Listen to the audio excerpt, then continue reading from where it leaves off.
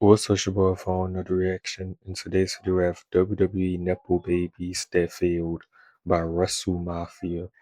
Make sure to comment, subscribe, and let's get into it.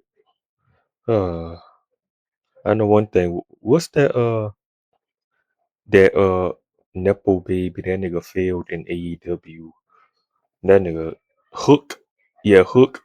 The Hook experiment failed. He's still there though.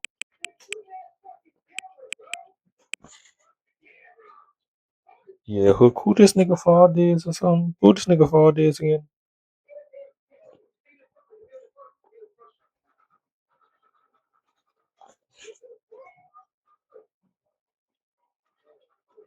This nigga just was born. What that is? Taz, yeah, Taz.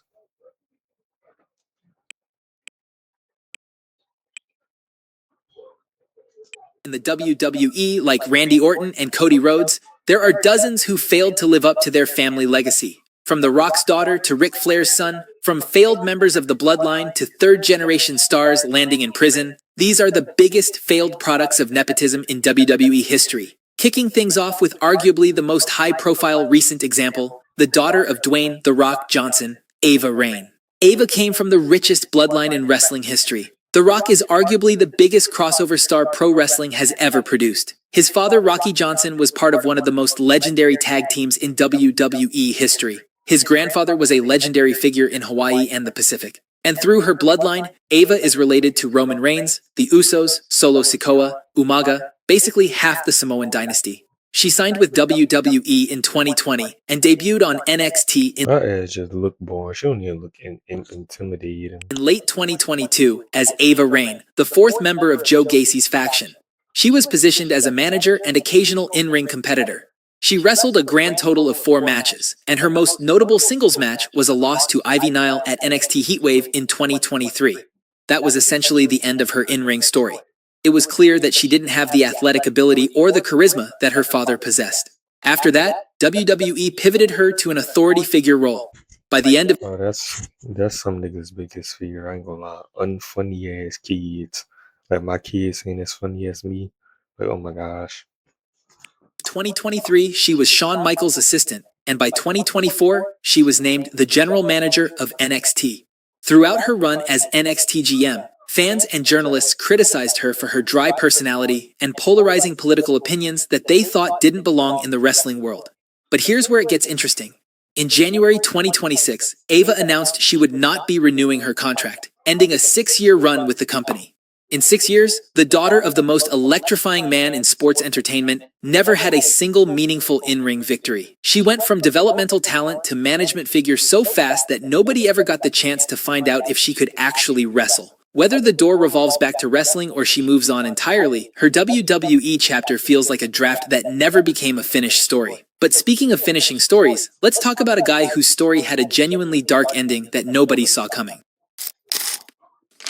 Ted Jr. came from wrestling royalty. Ted DiBiase Jr.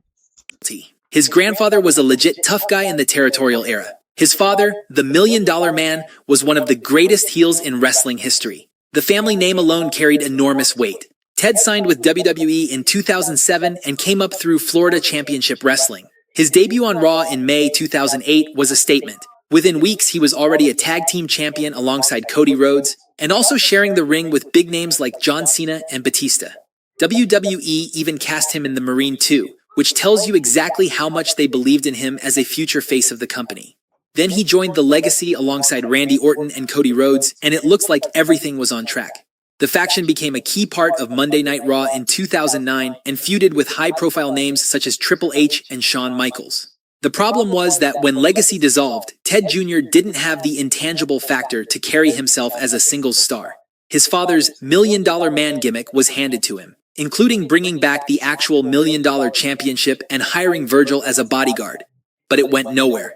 He bounced around the midcard, partnered with Mrs. Wife, had some brief feuds over the US title, got lost, and quietly let his contract expire in September 2013, later revealing that mental health issues played a major role in his decision to walk away from a 5-year extension.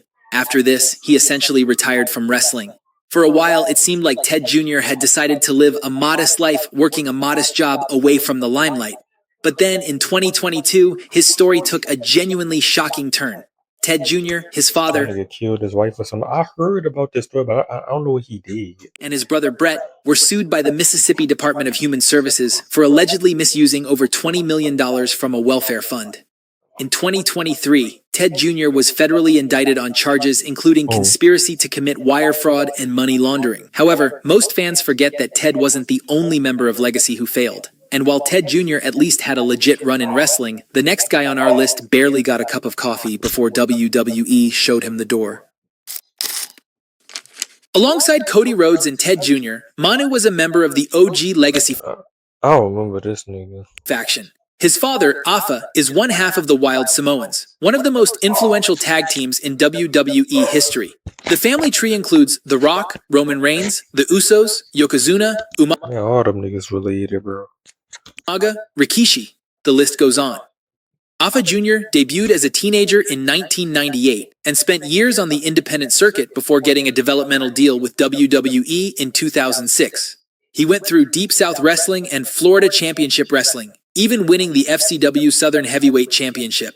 By September 2008, he was on the main roster under the name Manu, aligned with Cody Rhodes and Ted Jr., with Randy Orton circling the group as a mentor figure. The plan was to have all three young multi-generational stars graduate into the legacy. But backstage, opinions of Manu soured quickly. He was criticized internally for his physical conditioning and told by Jim Ross in a public blog at the time that he needed to lose weight. Reports later surfaced that Orton himself felt Manu hadn't paid his dues and had a poor attitude backstage. On February 23, 2009, barely 5 months into his main roster run, Manu was released. Since then, he's spent years bouncing around regional promotions on the indie circuit. He and his brother L.A. Smooth had multiple tag title reigns in World Wrestling Council. As of January 2026, he's still active on the indie scene, but Manu's WWE window opened and closed in the span of a single season. Yeah. Going from a guy who had the bloodline but couldn't get traction, let's talk about someone who was handed everything and still failed. Well, nigga, the bloodline wasn't a thing back then, gang. Flair is arguably one of the greatest wrestlers of all time. 16 world championships, legendary matches, iconic factions. In terms of in-ring charisma, promo ability, and long-term consistency, Ric Flair set the standard that everyone else chases. Unfortunately, his son David had absolutely none of it. And to be fair to David, he never really wanted any of it.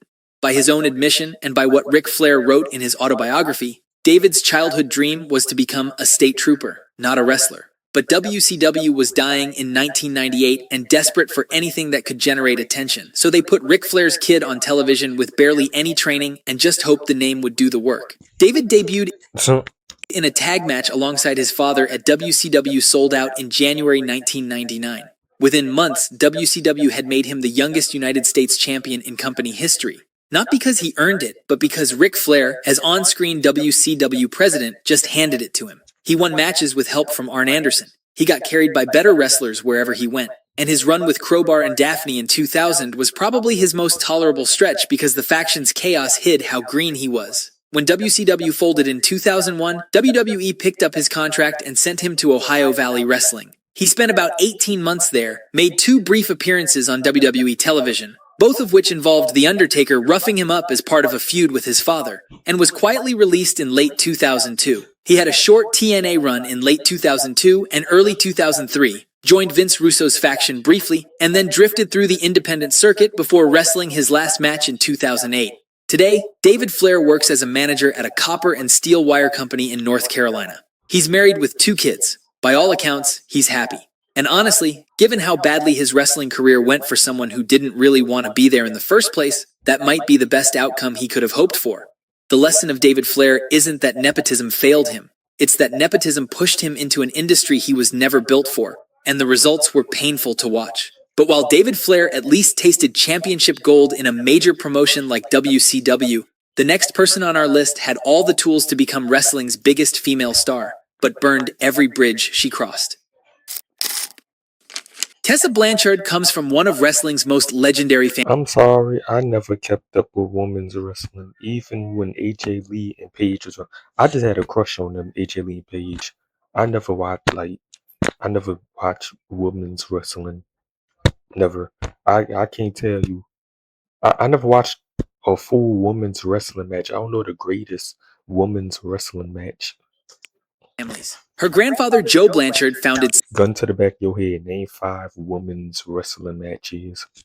Southwest Championship Wrestling in Texas in the 1960s. Her father, Tully Blanchard, was one of the Four Horsemen, one of the most prestigious factions in wrestling history. Tessa trained at High Spots Wrestling School at age 18, kept her plans secret from her family at first, and grinded the independent scene for years before anyone handed her anything. That part of her story is genuinely impressive. She tried out for WWE in 2014 but didn't get signed. She competed in the Mae Young Classic in 2017, had solid showings, but again, no major WWE deal materialized. Instead of sulking, she went to Impact Wrestling and made herself a star. Her peak came in 2020 when she defeated Sami Callihan to become the first woman in history to win a Men's World Heavyweight Championship in TNA.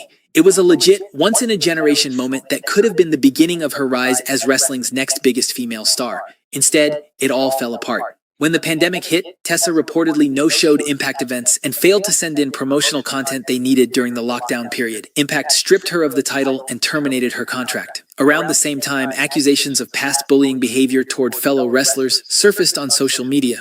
The reports were damning enough that both AEW and WWE wanted nothing to do with her. She went from being the hottest free agent in women's wrestling to essentially being blacklisted in the span of weeks. She spent 2 years largely away from the business, resurfaced in CMLL in Mexico, and made her shocking return to TNA at Final Resolution in December 2024.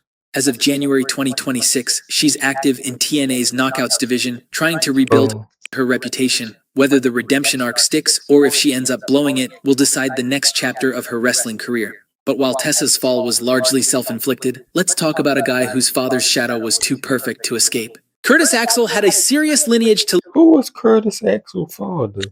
live up to. His grandfather, Larry the Axe Hennig, was a territory-era powerhouse. His father, Mr. Perfect Kurt Hennig, was one of the most well-known performers in wrestling history. Joe Hennig signed with WWE in 2007 and went through Florida Championship Wrestling.